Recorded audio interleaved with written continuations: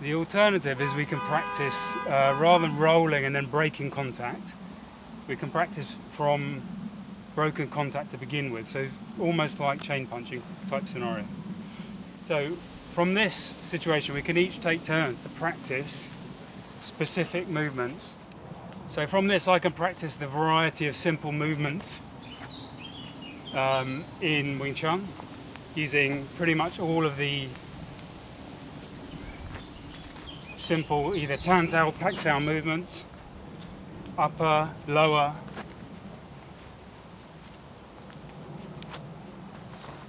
I can also practice more advanced movements such as double punches or scissors, throat strikes.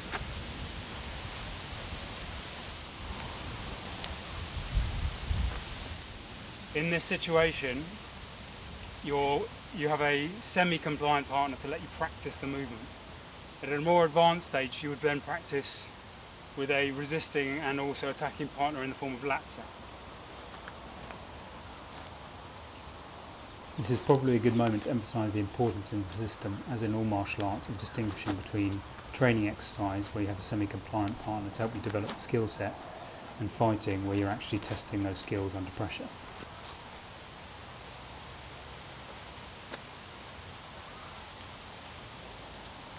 And you can practice everything from extremely simple movements, which is just pak sao punch or tan sao punch, upper and lower body, to more advanced movements such as scissors, throat strikes,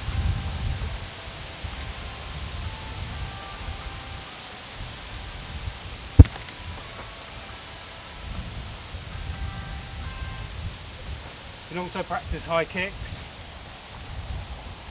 or outside kicking with this simple exercise.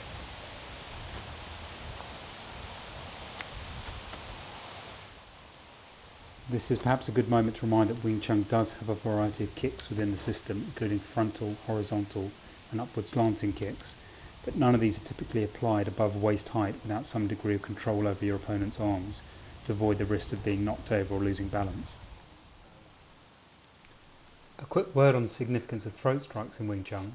You don't train these in WT for many years until you've mastered the basics of striking with a closed hand and learned a precise control of distance because of the damage they can inflict. Nor are they required for any reasonable level of self-defense skill, but it's fair to say these form a significant part of the advanced system of Wing Chun. There is a Chinese martial arts saying that the neck is made of paper, and whilst throat strikes are barred for obvious reasons in combat sports, I think most viewers are familiar with the effect of a barehanded strike to the chin line and the effectiveness of strangles and grappling. Strikes to the trachea or the side of the neck can be equally, if not more effective, particularly when delivered with a concentrated point of the heel of the palm in an open hand strike. When delivered with the relaxed, explosive whip-like power developed in the Buchi form, open hand throat strikes can be devastatingly effective, and they effectively represent the emergency techniques of Wing Chun, to be used when all else fails and the situation is critical or one is in a potentially life-threatening situation.